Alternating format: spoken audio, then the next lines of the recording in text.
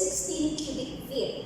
The length of the aquarium is 2 feet longer than the width, and the height is 1 foot longer, twice the width. Find the dimensions of the aquarium. So in this problem, we are given with a rectangular shaped aquarium. So everyone knows how an aquarium looks like. So it's a rectangular solid. And its volume is given to be 216 cubic feet. We are asked to find the dimensions of the aquarium, the length, the width, and the height of the aquarium. So here, for our step 1, we have to, again, understand the problem carefully. We are given with the volume of a rectangular solid, which is 216 cubic feet. So volume is 216 cubic feet. Remember that the formula for the volume of a rectangular solid is given by length times width times height. So we will be using this formula to solve this problem. So that is for our step 1. For our step 2, we identify what is asked in the problem. Here, find the dimensions of the aquarium. The dimensions refer to the length, the width, and the height of the aquarium. So for number 2 or for step 2, we are to find the length, width, and height. That's for step 2. Now for step 3, we are going to represent unknown variables. So here, unlike the previous examples, we are not given with a function or an equation to work with. So hence, we have to represent unknown variables. So take note here that the length is 2 feet longer than the width. So let's say our width is x. So x here, the variable x, represents the width of the aquarium. Now, we know that the length is 2 feet longer than the width. That means the length is x plus 2. That's 2 feet longer than the width. So x here, feet, and then the length is x plus 2 feet.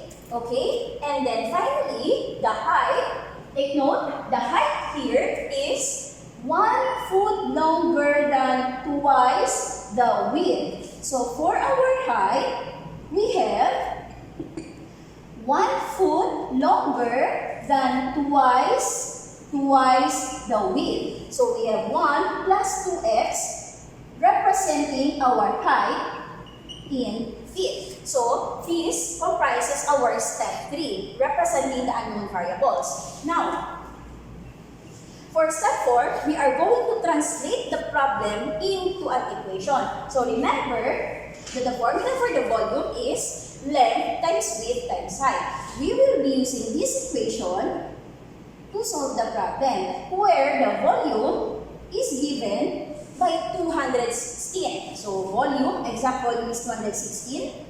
Our length is x plus 2.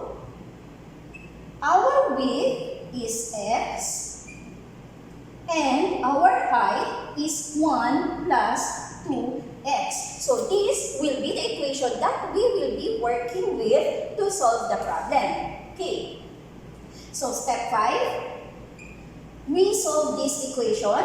Simplifying this, we get here, we expand this, we get, so first we multiply x plus 2 with x, we get x squared plus 2x. And then, we have to multiply it with 1 plus 2x. So, that gives us 116. Now, we have to multiply this. Remember, FOIL method, x squared times 1 is x squared. X squared times 2x is 2x cubed. 2x times 1 is 2x. And then 2x times 2x is, 4x squared. Simplifying this further by combining similar terms, x squared and x squared, we get 216 equals, and writing it in standard form, we have 2x cubed. X squared here is 5x squared. And then we have 2x here. Now, writing this in standard form by transposing 216. So here we get 0 equals 0 equals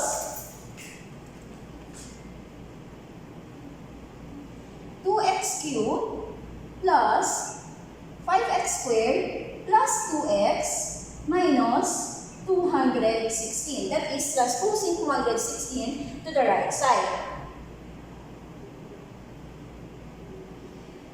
And now we have a polynomial equation. So, since we are looking for the dimensions of the aquarium, we have to find the exact value of x here. And finding the value of x here means to find the zeros here, to find the zeros. So remember, the process of finding the zeros of a polynomial equation, we apply the rational root theorem to see what are the possible rational zeros, and then we apply the remainder and factor theorem, and then after that, we proceed to synthetic division and then write the answer in division algorithm, and so on. So we will recall that process. So here, from this equation, by trial and error, we see that if the value of x is 4, or if v of 4, if we evaluate this equation at x equals 4, we actually get a 0 value or a value of 0. So here, let's try to show this. So 0 equals 2 times 4 cubed plus 4 squared plus 2 times 4 minus 16 ay 216. So I will show that this expression is actually equal to 0. So 0 equals 4 cubed is 64. 4 squared is 16. This one is 8 minus 216 here. So we get this one is 128. This one is 80. This one is negative 208. Here, 208 minus 208. Hence, 4 is a 0. Or x minus 4 is a factor of the function v. So after that, after finding a 0, we proceed to synthetic division. Synthetic division, dividing the polynomial by the factor we have from this step. So where c is 4. So 4 here, and then, so standard form, we get the coefficients, 2 followed by 5, followed by 2, then 216 here. So bring down 2, this is 8, this is 13, times 4 is 52, plus 2 is 54, times 4 is 216, hence 0. So writing this, using the division algorithm, we have v, so we have 0 here, and then the first factor, x minus 4. Remember that our polynomial function is a third-degree function. That means our quotient should be a second-degree function. So we get 2x squared plus 13x minus 54. So we have this. So we proceed. So since we are looking for the values of x here, we already have one value of x. Actually, it's x equals 4. But we have to see whether we have other values of x that satisfies the equation aside from x equals 4. So we solve for the zeros of this factor, quadratic factor, by quadratic formula. So where our a is 2, our b is 13, and our c is negative 54. So again, quadratic formula is given by negative x equals negative b plus minus b squared minus 4ac all over 2a. So we have x equals negative b is negative 13. Then we have 13 squared minus 4 times 2 times our c, negative 54. This should be I. Sorry. So this is positive 54. So this should be positive 54. And this should be positive 54. Over 2 times our a is 2. Continuing this, we have negative 13 plus minus 13 squared is 169. 8 times 54 is 416. No, it's 432. Yes, it's 432 all over 4. So here, you see that 169 minus 432 will give us negative 263. Yes, it's negative 260. And remember that we cannot extract the value or we cannot extract the square root of a negative number, which tells us that the zero of this quadratic factor here are complex zeros. They are not real numbers, so they cannot represent the dimension x of our aquarium. So therefore, as for our final answer, we have x equals 4 here, taken from the factor x minus 4. That is for our step C. So the value of our x is actually 4. Or while x here represents our width, therefore our width is 4 feet.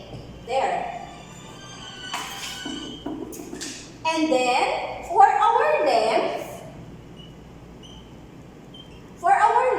since it is represented by x plus 2, we know that our x is 4, so our length should be 6 feet. And as for our height